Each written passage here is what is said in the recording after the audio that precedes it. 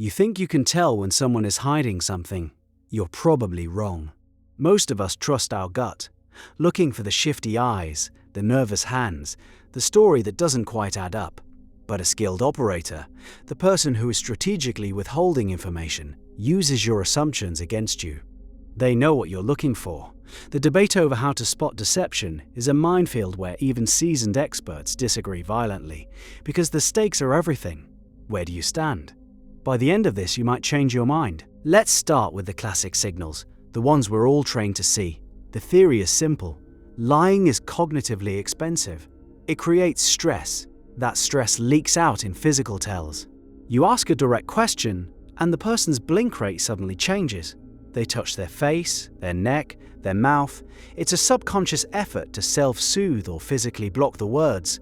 Their posture might shift, turning slightly away from you, as if creating distance from the topic. Their voice can rise in pitch, a tiny tremor betraying the internal pressure.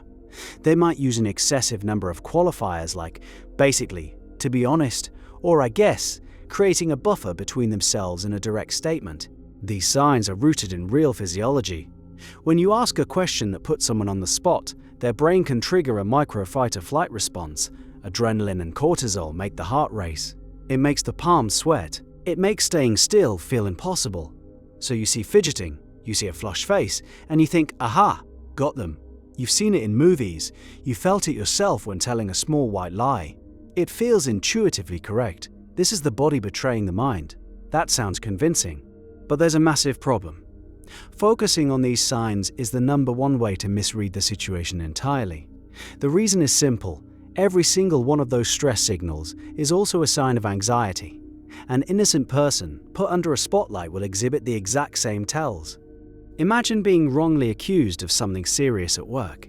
Your heart will pound. You will sweat. You might stumble over your words or touch your face. The more you try to appear calm and truthful, the more self-conscious you become and the more guilty you look. An experienced interrogator or a manipulative boss can use this to their advantage, pushing until an innocent person looks like they're hiding a secret. The signals are real. The source is what you get wrong. They don't signal a lie. They signal discomfort. And you might be the one causing it. So, if looking for physical tells is a trap, what's the alternative? The real professionals, from intelligence agents to high-stakes negotiators, look somewhere else. They listen for the shape of the silence. They analyze the structure of what is said, and more importantly, what isn't. The most powerful deceptions are built from truthful, verifiable statements, carefully arranged to leave a gaping hole in the middle. The goal is to detect the hole. The first signal is the non-answer. You ask a direct, closed question, and you get a response that is plausible, emotionally satisfying, but answers a completely different question. Did you finish the report for the client? The person withholding information might say, I put in a ton of hours this weekend, making sure we were in a good position. The whole team is really committed to this project. It sounds positive. It feels like an answer. It contains zero information about the report status.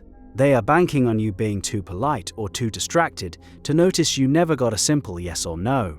They are substituting emotion for data. Next is the process defense. You ask for a specific result, a number, a conclusion. They give you a long, detailed description of the process they're using to get the answer. What are the latest sales figures?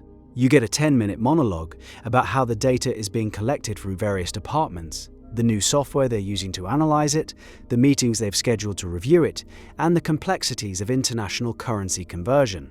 They are overwhelming you with procedural detail. This serves two purposes. It makes them sound diligent and competent. It also runs out the clock, hoping you'll forget your original question in the flood of information. They are using complexity as a smokescreen. The answer is probably simple and bad, so they've built a fortress of process around it. This connects to a more subtle technique, the over-reliance on verifiable details. A person withholding a key fact will often construct a story filled with tiny, true, and easily checkable details around the part that matters. So, how was the meeting with our competitor? It was at their headquarters downtown. I took the train, got there at 10:03 a.m. We met in a conference room on the 14th floor. It had a great view of the river. They served coffee. It was surprisingly good. We talked for about an hour. Notice all the details you could theoretically verify. The train schedule, the office location, the floor number, what's missing? The one thing that matters, the substance of the conversation. The truthfulness of the small details is designed to create a halo effect, lending credibility to the entire narrative, which is mostly hollow. And yet, even this approach has its own blind spot. Looking for these structural gaps can turn you into a cynic who sees conspiracy in every corner.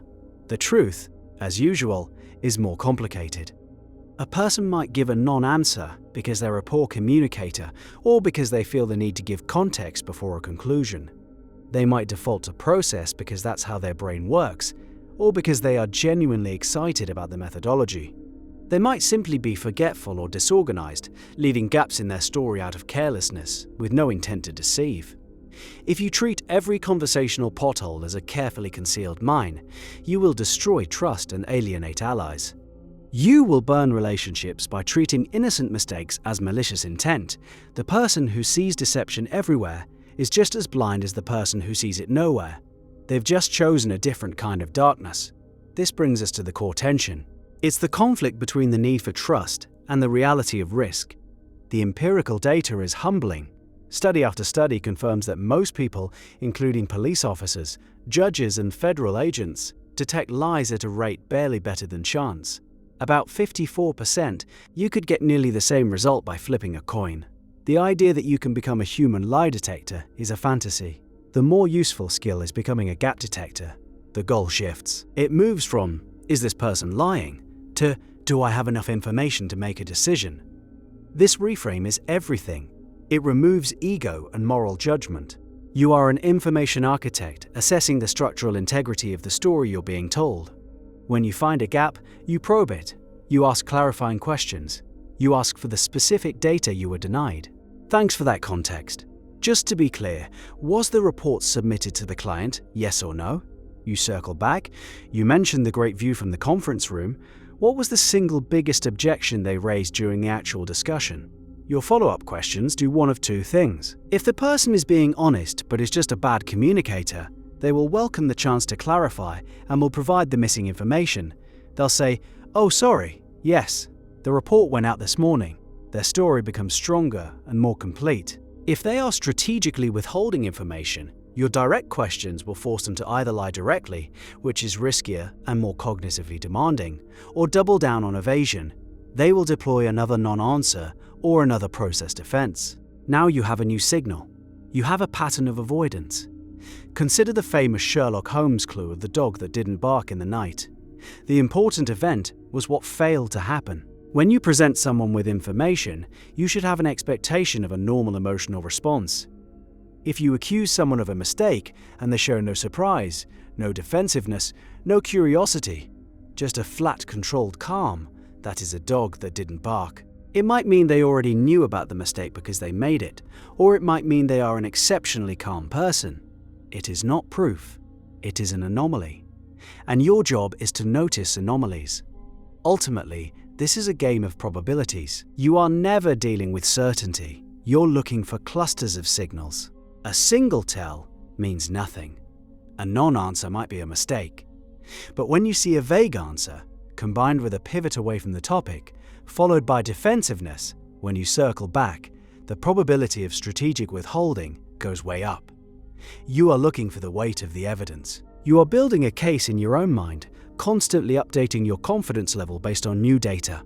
It's a slow, analytical process. It has nothing to do with a single gotcha moment. So you have two paths. One is to trust your gut and watch the body, hunting for tells that reveal an inner state of turmoil. This path is fast, intuitive, and deeply satisfying when you think you've caught someone. But it's also highly unreliable, prone to false positives, and easily manipulated by a good actor who knows how to perform calmness under pressure. The other path is to ignore the person and dissect their words. It's to become an auditor of information, searching for structural flaws, missing pieces, and evasive patterns. This path is slower, more deliberate, and less emotionally charged. It requires more patience. It protects you from the smooth talker, but risks making you overly suspicious of the nervous, the anxious, and the simply disorganized. So, when the stakes are high and a decision must be made, where do you place your trust? Do you trust the visible signals of the human in front of you, knowing they could be signs of anything? Or do you trust the invisible gaps in their story, the architecture of their silence, knowing you might be finding a conspiracy in what is merely chaos?